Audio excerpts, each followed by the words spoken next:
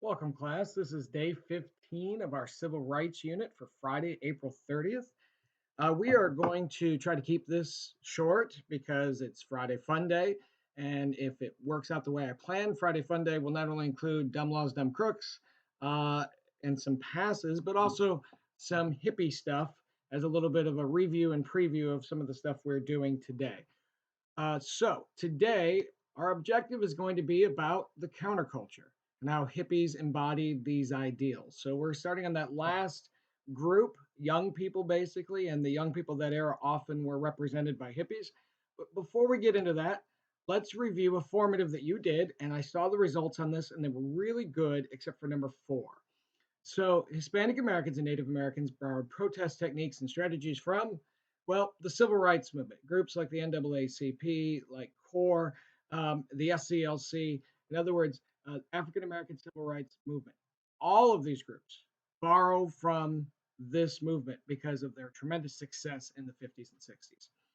What was common to most Hispanic Americans? Well, it was absolutely both language and religion. So it's both A and C. And what was the location of a bloody standoff with Native Americans? Uh, a bloody standoff both in 1890 and 1973? Well, it was Wounded Knee. Wounded Knee. All right. Number 4 is the one question that I was looking through all the results, and most people did okay, but a good chunk, maybe 30, 40%, struggled with one thing on the test. And I'm absolutely going to ask this question on almost every version of the test. When you name a group that represents somebody, whether it's women, whether it's African Americans, whether it's Hispanic Americans or Native Americans, I want you to list the official organization that was, unofficially the representative for that group and what those letters stand for. So if you said women, I want you to say NOW, National Organization of Women. In this case, if you said Native Americans, you'd say AIM, American Indian Movement. If you said Hispanic Americans, you would say UFW, United Farm Workers. I want you to make sure you list those letters. Goals vary, but make sure they're official goals. I don't want anything generic like better life. What you want for like Native Americans, you could easily list land rights, returning of land, returning of sacred items from museums, getting rid of offensive sports logos. You guys were better on that part. What is the goal of Hispanic Americans? It might be bilingual education. It might be better treatment for farm laborers in particular. So there's a lot of different options, but I just don't want anyone to say just, a better life or something too generic. That is, in fact, the goal of all of these groups, but I want something specific that shows you have a little bit of knowledge of it. Okay, so let's start our new section. And again, we're going to try to keep this fairly brief today. This is one of my favorite groups to talk about because I find them interesting. Could be a little bit of my family history as well. And we're going to talk about the counterculture. And that is a fancy way of talking about essentially what is largely young people in this era. The youth in the 60s, really late 50s, early 60s, and I guess really all of the 60s, had very different values from the rest of society. That's why they're calling it the counterculture. If the culture believed in something, the counterculture, at least some people within it, believed in the opposite. So if the culture said, work hard and go to school, the counterculture, unfortunately, might have said, life's too short to do too much work and drop out. If the culture of society said, don't do drugs, some of the counterculture said, oh, then do drugs. If the culture said, certain things cannot be done until you're married, the counterculture said, you don't have to be married for sure. So it's a very different group. And again, we're going to make some generalities. Not everybody in the counterculture, not all the young people believed in all these things. They were just certainly, you could say, collectively much more open to different interpretations. So these babies, who grow up to be these teenagers or young people in the counterculture, were the baby boomers. Today, they're much older. They're, roughly 55 to 75. But at that time, they were the teenagers, they were the kids, and they were the first generation to grow up with this sort of specter of nuclear war hanging over their head. And they have a very different experience than their parents do.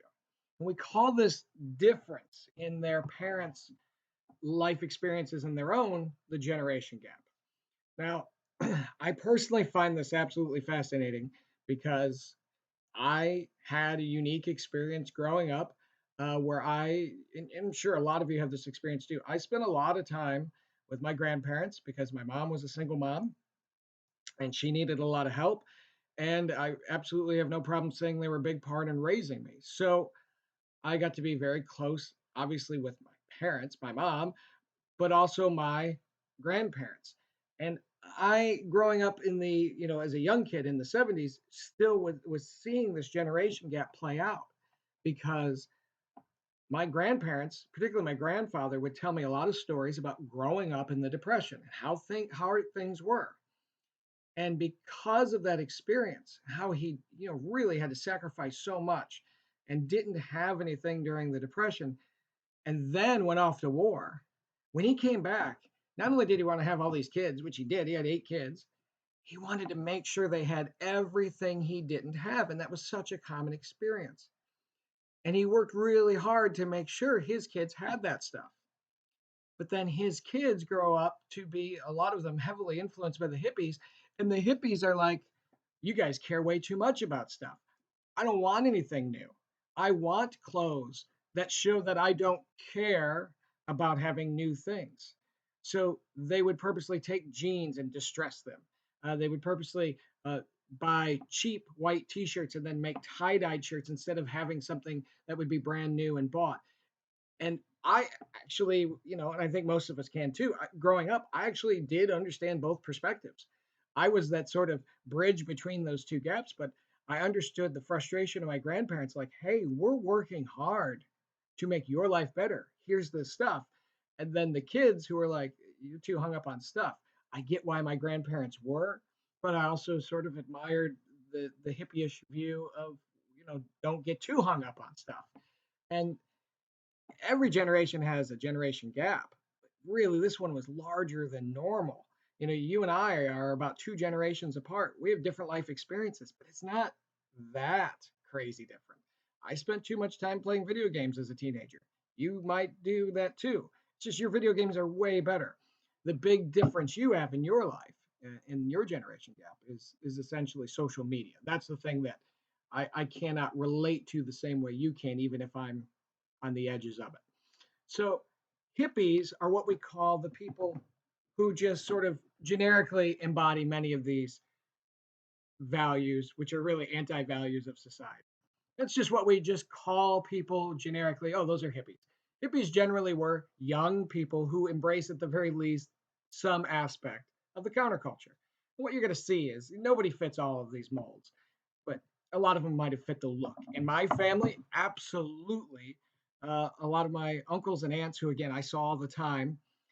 Again, I'll throw this in about being raised, not raised, partially raised by my grandparents. My mom was the second oldest of 8 kids. The difference between my youngest aunt and myself is only 6 years. So some of my aunts and uncles are like big brothers and big sisters to me. So I got to watch these guys, and they had a certain look about them, and they had certain views about music, and certain views about politics, and certain views about food, and things like that. That we call these people generically hippies. They very much were anti-materialistic. Do your own thing, sharing, um, make your own. Uh, Friendship bracelets, tie-dyed shirts, jeans that again maybe you found at a secondhand store and then distressed the bottoms and distressed the knees. Remember my aunts in particular taking wire brushes or steel wool and rubbing down parts of their jeans to make these jeans my grandparents insisted on buying new look as old and beat up as possible. Literally washing them in the washer with stones from the driveway, stone wash jeans before you could buy them that way, and just making them look distressed. So some were also, many of the hippies were for increased quote unquote sexual freedom and increased drug use, often against the war in Vietnam. Again, that's one I can attest to that my uncles and aunts and my mom were absolutely against the war in Vietnam. It's not an absolute value of the hippies, but very common. Now, some of your more extreme versions of the hippies lived in communes and essentially, lived together. There were over 2,000 communes at one point. None of them worked. None of them lasted more than a couple of years. There were some religious communes like the Hare Krishnas, who used to be much more prevalent. They're easily identifiable because they have a shaved head, except for a very long ponytail at the very back. But I want to focus more on sort of the mainstream culture. Those are, a much smaller groups were living in communes and affected by the Hare Krishnas. But effect on mainstream culture was big, big. I'll just say for your last note today, not everybody was a hippie. I mean, you just it's just the way it was. But man, almost everybody was affected by maybe the diet, maybe the music, maybe just some of the fashion, hairstyles. Like they all had some influence by this. And so in the Friday Fun Day video, I'll show you just a few small examples. Then I will go through all of these mainstream examples in great detail in the notes on Monday. And also Monday, I will be assigning your document of the week. It's a little different for honors and non-honors, but for non-honor students, it's a traditional document that I will be sharing with you.